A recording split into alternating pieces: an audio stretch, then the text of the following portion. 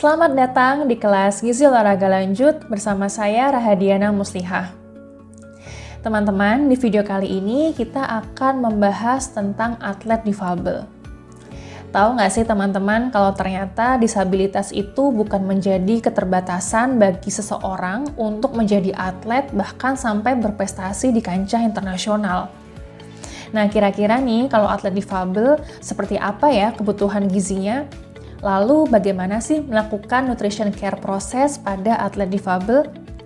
Yuk simak terus video ini, kita akan bahas tentang atlet difabel. Atlet difabel merupakan seseorang yang menggeluti satu cabang olahraga tertentu, tetapi memiliki keterbatasan fisik akibat bawaan dari lahir, kecelakaan, maupun karena sakit. Untuk pertandingan, atlet difabel memiliki kategori khusus sesuai dengan keterbatasan fisiknya dan berlaga di Paralimpik. Baxter Humpy adalah salah satu contoh atlet difabel di kancah internasional. Atlet yang kehilangan satu lengannya ini berlaga di dunia kickboxing. Ia bahkan juga pernah membintangi beberapa film Hollywood. Atlet Indonesia juga tidak kalah keren Ada Ninengah Widiasih, seorang atlet powerlifter yang kehilangan kedua kakinya akibat lumpuh di usia 3 tahun. Karena kondisi keterbatasan fisiknya, atlet difabel seringkali menghadapi permasalahan-permasalahan baik dari aspek sosial maupun aspek gizi. Dari aspek sosial, salah satunya adalah permasalahan terkait dengan dukungan.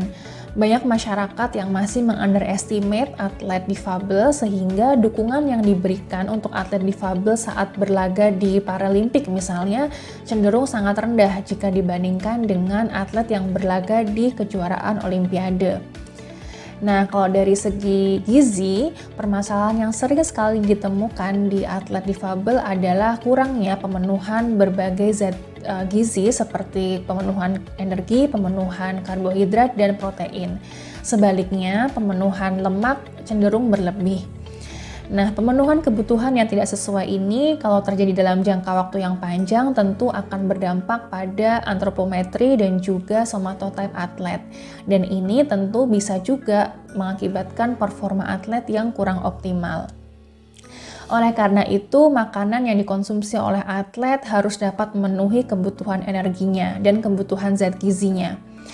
Nah, kalau dari segi kebutuhan energi, atlet difabel sendiri mengalami adanya penambahan kebutuhan atau koreksi kebutuhan energi untuk mengkompensasi kebutuhan energi saat latihan yang biasanya berkisar antara 1.500 sampai 2.300 kilokalori. Untuk sumber karbohidrat, atlet dapat memilih sumber makanan yang dapat memberikan energi dalam jangka waktu yang lama, yaitu karbohidrat kompleks. Contohnya seperti gandum atau nasi merah. Atlet dapat mengkonsumsi makanan dan cairan tinggi karbohidrat untuk mengkompensasi cadangan glikogen yang terpakai selama latihan atau bertanding, maupun untuk membantu proses recovery setelah latihan atau bertanding. Sumber protein yang dapat dikonsumsi oleh atlet adalah daging rendah lemak, susu, telur, tahu, dan tempe. Saat mengkonsumsi protein hewani, perlu diperhatikan kandungan lemaknya. Lemak menjadi sumber energi setelah karbohidrat, tetapi konsumsinya tidak boleh terlalu tinggi karena dapat meningkatkan kelelahan dan penurunan penyimpanan glikogen. Untuk atlet difabel, disarankan mengkonsumsi lemak kurang dari 25% kebutuhan energi karena aktivitas fisiknya pun terbatas. Atlet difabel juga sebaiknya menghindari makanan-makanan yang digoreng karena membuat rasa tidak nyaman di lambung. Kebutuhan mikronutrien pada atlet difabel tidak berbeda jauh dengan atlet normal. Namun, khusus untuk atlet dengan kerusakan tulang, disarankan dapat menambah asupan kalsium, zat besi, vitamin D, vitamin C, beta-karoten, tiamin, asam folat, dan tembaga. Lalu, untuk atlet yang mengalami cerebral palsy, disarankan juga meningkatkan asupan yang mengandung kalsium, zat besi, dan niacin. Mikronutrien ini dapat dijumpai pada beragam sayur-sayuran dan sumber protein. Hal yang tidak kalah penting adalah konsumsi cairan. Akibat keterbatasan kondisi fisik atlet, atlet difabel dapat mengalami gangguan pengaturan temperatur tubuh. Atlet difabel memiliki kebutuhan cairan yang berbeda-beda tergantung dengan jenis olahraganya, kondisi lingkungan, serta keterbatasan fisik yang dialaminya.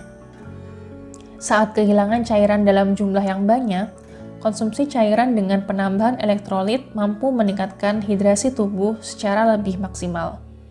Selain cairan, atlet difabel cenderung kurang mengkonsumsi serat. Sumber makanan yang mengandung serat seperti padi-padian, serealia, buah-buahan, dan sayuran baik untuk dimakan oleh atlet difabel. Nah, teman-teman, dari pembahasan tadi kita bisa menarik beberapa kesimpulan. Kesimpulan yang pertama, karena adanya keterbatasan fisik yang dialami oleh atlet difabel, seringkali mereka mengalami masalah sosial, terutama terkait dengan dukungan yang didapatkan dari masyarakat. Terkait masalah gizi, atlet difabel masih mengalami kekurangan pemenuhan kebutuhan energi, karbohidrat, dan protein. Sebaliknya, untuk pemenuhan lemak cenderung berlebih. Terkait dengan kebutuhan energi pada atlet difabel memang cenderung lebih rendah jika dibandingkan dengan atlet normal. Nah, kebutuhan energi ini sangat bervariasi tergantung dengan jenis disabilitas yang dialami oleh atlet tersebut.